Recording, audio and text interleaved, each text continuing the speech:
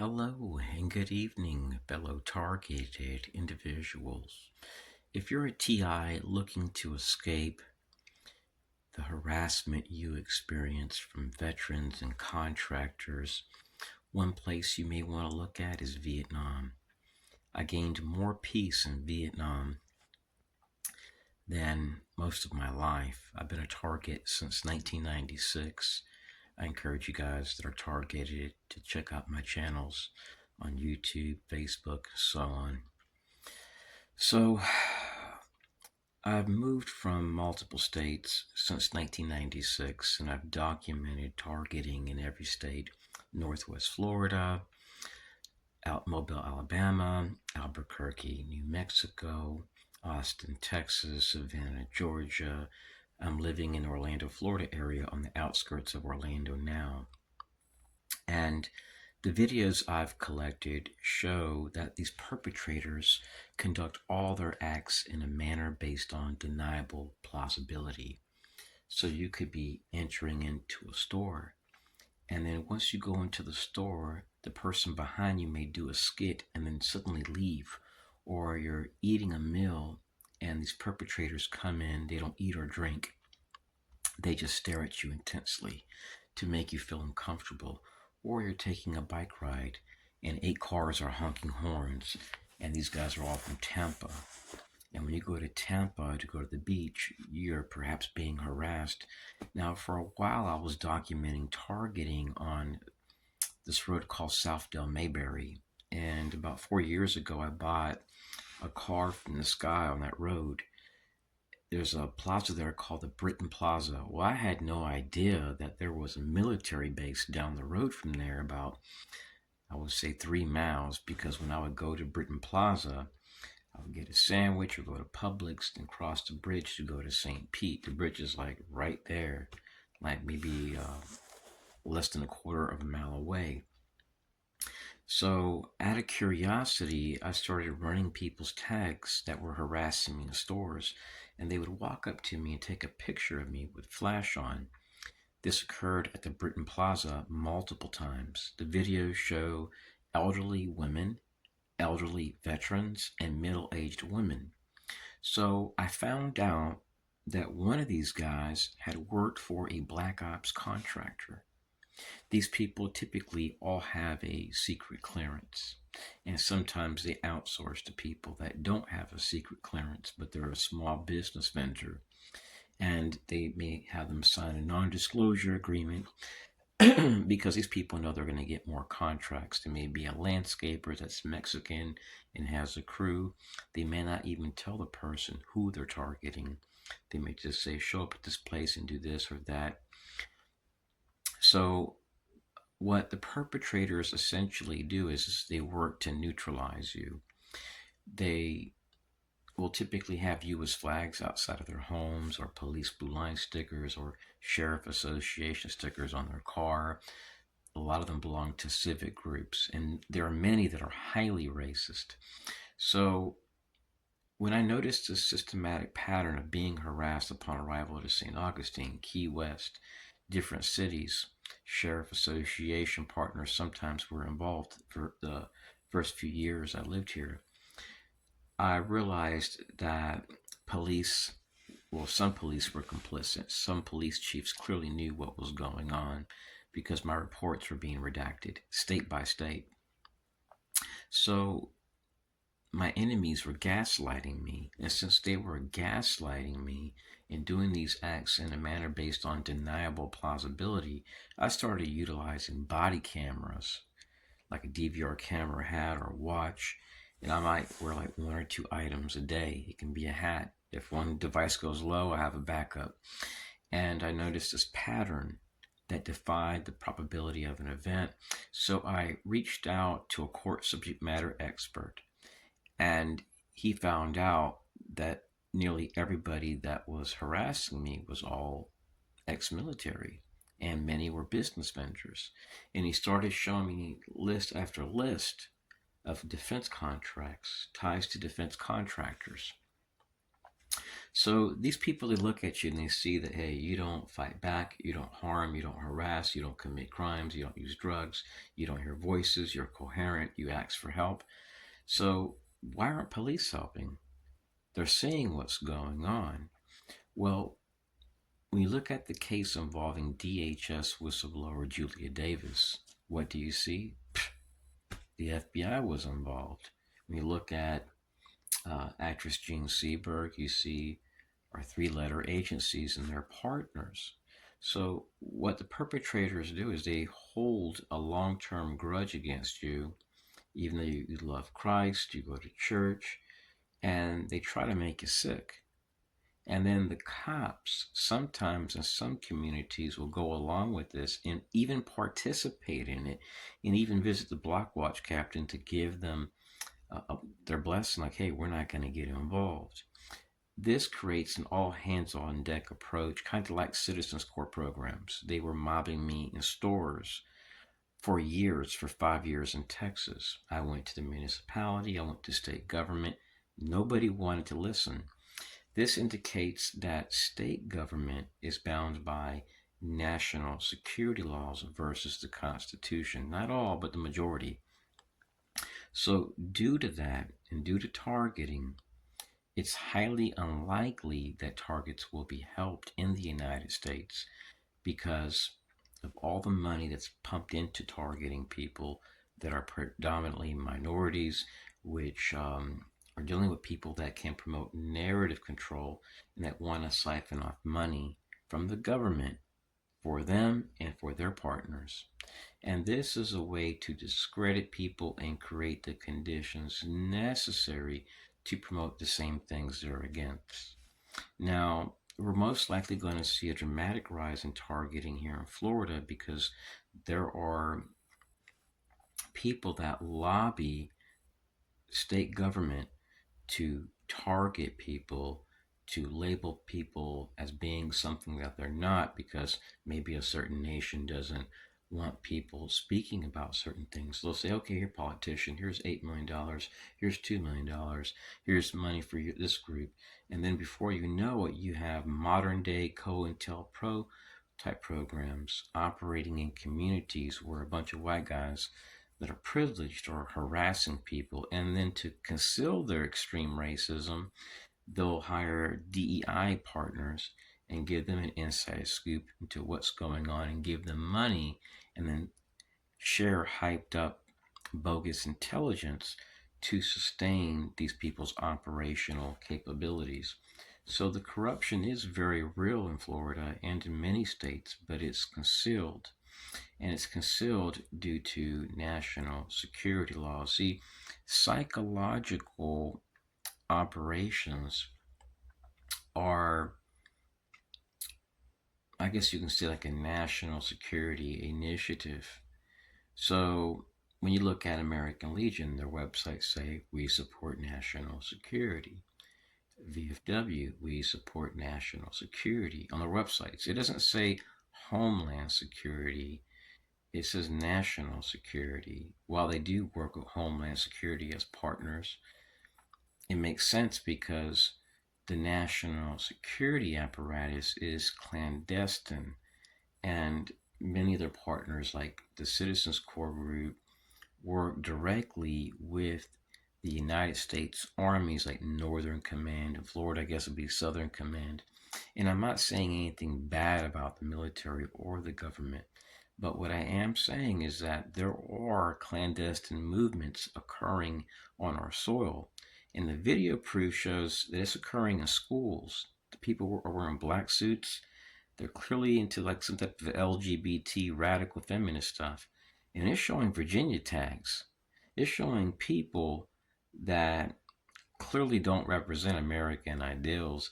And some of these people are doing things which are unethical that go along with what ex-FBI agent Ted Gunderson talked about in his affidavit concerning gang stalking, which he was a victim of. Now, since these groups can promote narrative control and they edit Wikipedia, which AI programs utilize to verify something as being a fact or not a fact, it makes it impossible for these activities to be verified. And U.S. laws mandate nationwide that when a target goes to police, if it involves a veteran, ex military, or a contractor, that activity has to be concealed. So the only proof that exists is what the target has. And since cops won't file a report, then you have no report to take to court.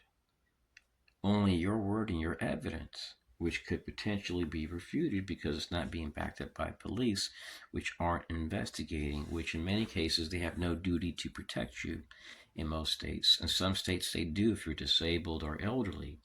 So this system is designed to conceal black ops in defense contracting, kind of like what happened to Ernest Hemingway.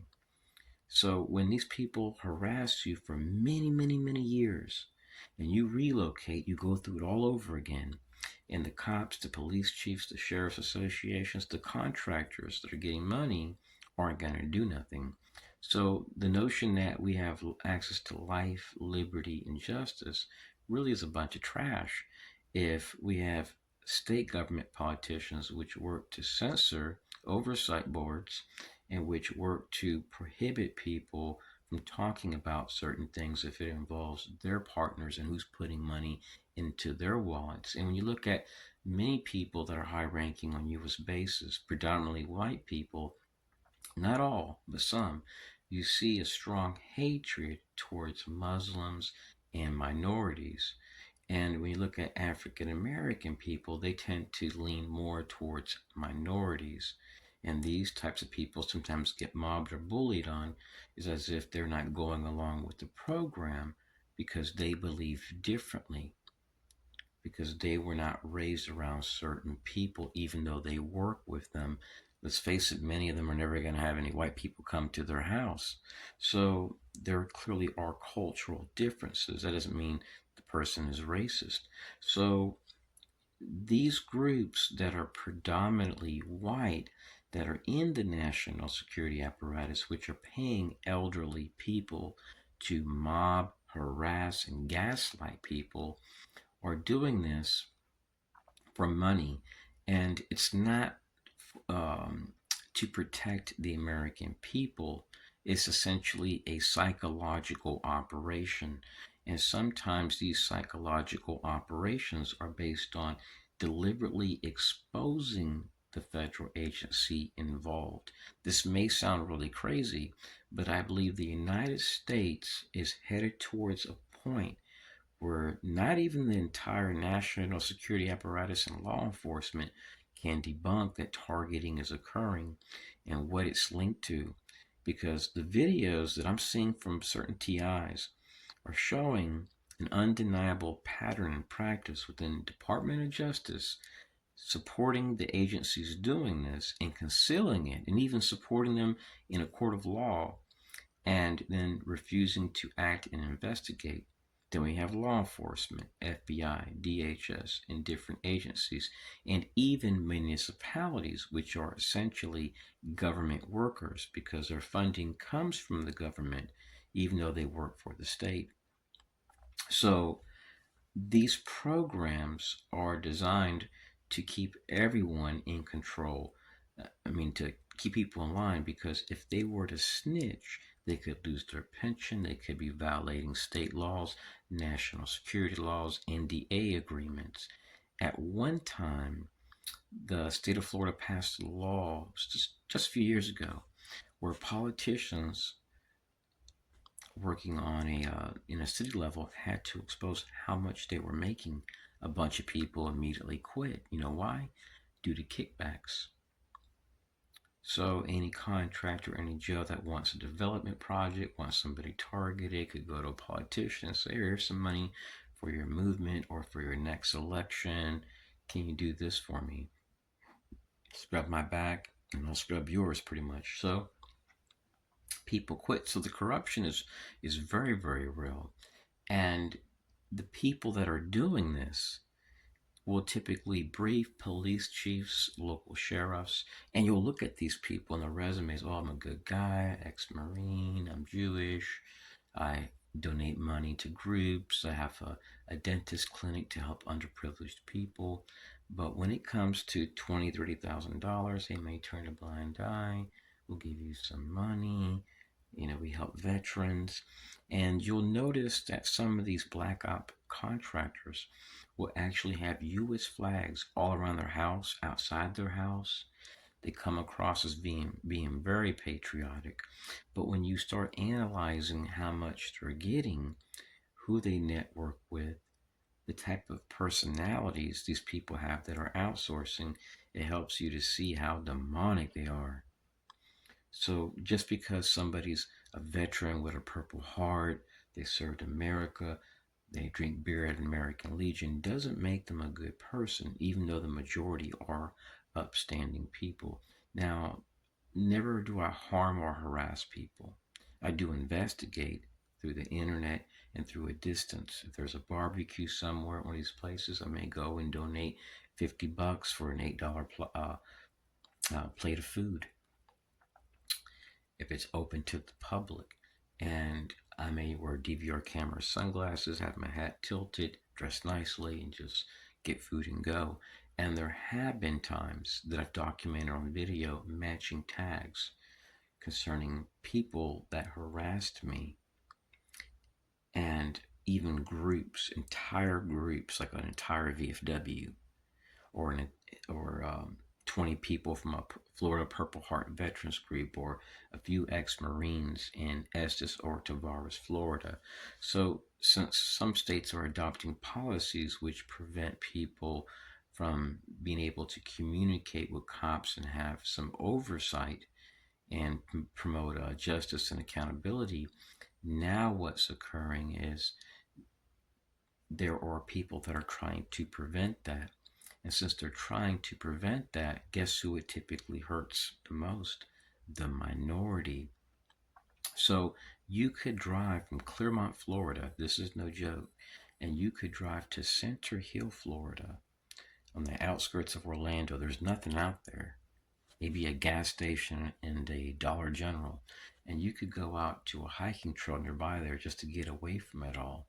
And you could be harassed upon arrival to a gas station.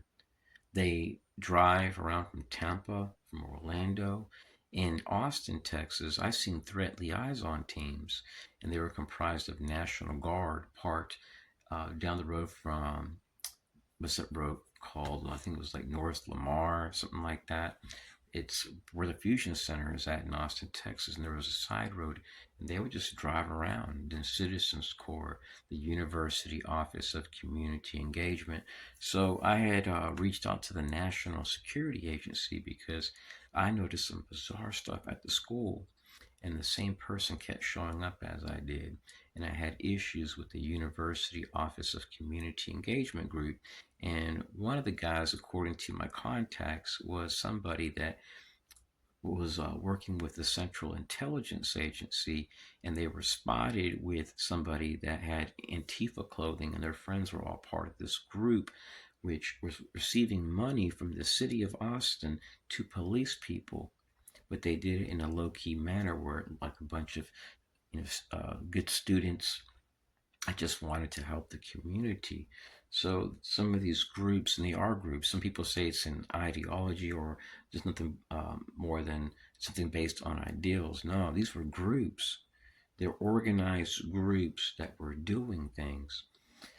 So to earn money,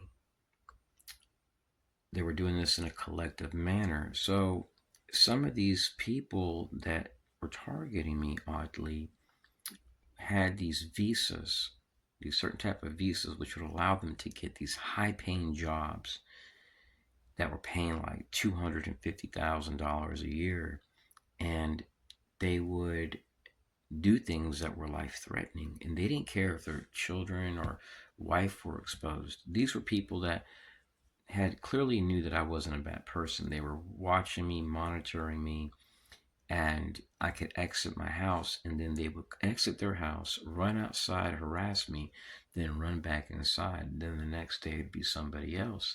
Then the next day it'd be somebody else. Then the next day it'd be somebody else.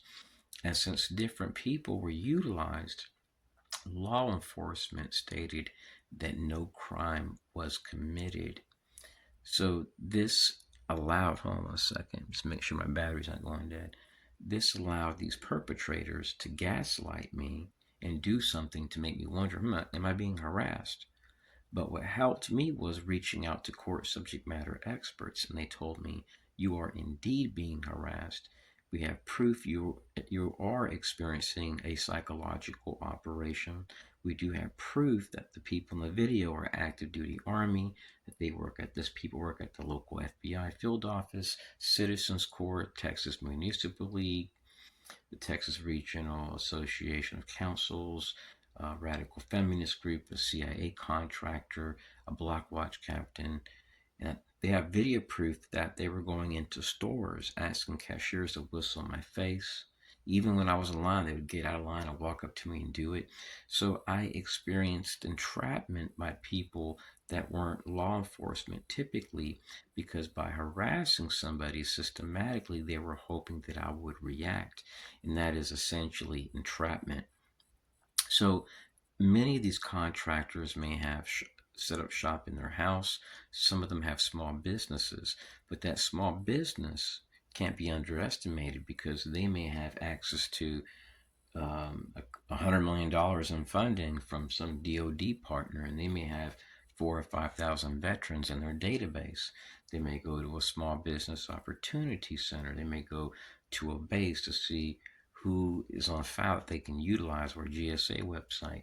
So there are many back doors for these people. I witnessed in Texas just a few people in a Citizens Corps program being able to manipulate hundreds, if not thousands, of people, from school teachers, even the entire municipality. Every city commissioner was secretly on board. And that's the case in most cities, not in all towns, but most large cities.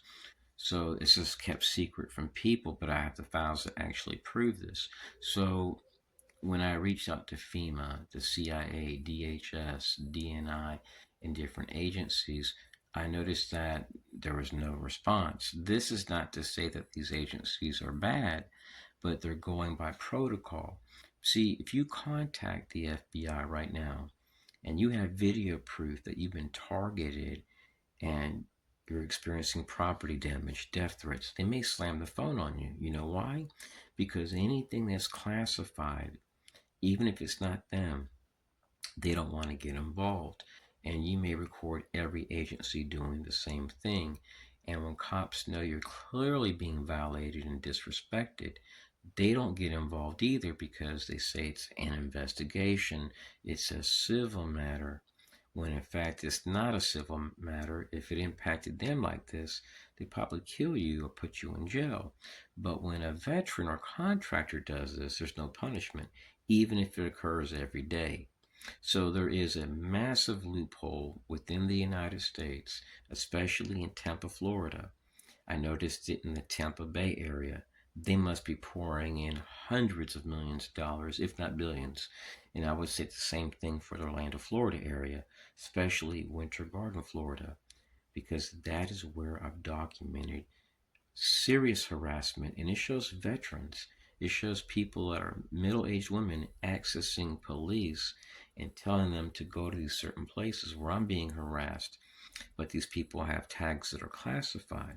And what's really weird is that when they do this, they're using veterans. And the cops, the good guys, sit back and think, okay, we're going after a bad guy.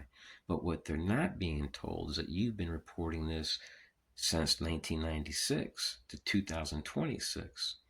And in most cases, the cops are respectable. They'll give you the benefit of the doubt if you communicate with them, especially if you go to the police station and you ask for police radio dispatch and they see that you're asking for a specific time when they were called in.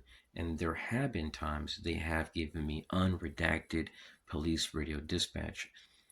I think they try to do it in a way where they redact a little bit, but they'll share a tag. That way they see, hey, this is not us. It's their way of showing, like, hey, we're not the enemy.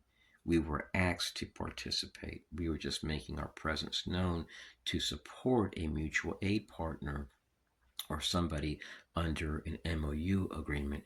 So these activities should not be occurring where veterans are being used to systematically take shots at people, and where a different veteran is used here and there. I noticed this in Sarasota, Lido Beach area. I was eating with family once we exited, and I noticed these guys sitting outside the entire time. The exact time we exited, these guys covered their faces like this, and they both whistled really loud. I didn't think nothing of it. And then once I got to my car, an Asian guy walks up to me on the sidewalk. On the far left side, he comes right in front of me, whistles. So I drive back home to Groveland, Florida. To Clearmont, Florida. And I drive to Groveland, Florida to this Walgreens across the street from Publix, the only one in Groveland, a town over. And an Asian guy in an SUV walks in and walks right up to me and whistles in my face. I had issues with a guy that works for Lockheed Martin on my street, a guy that has a business at the Small Business Opportunity Center funded by DOD, disadvantaged veteran-owned business, another disadvantaged veteran-owned business, a women-owned business owned by a veteran that's LGBT.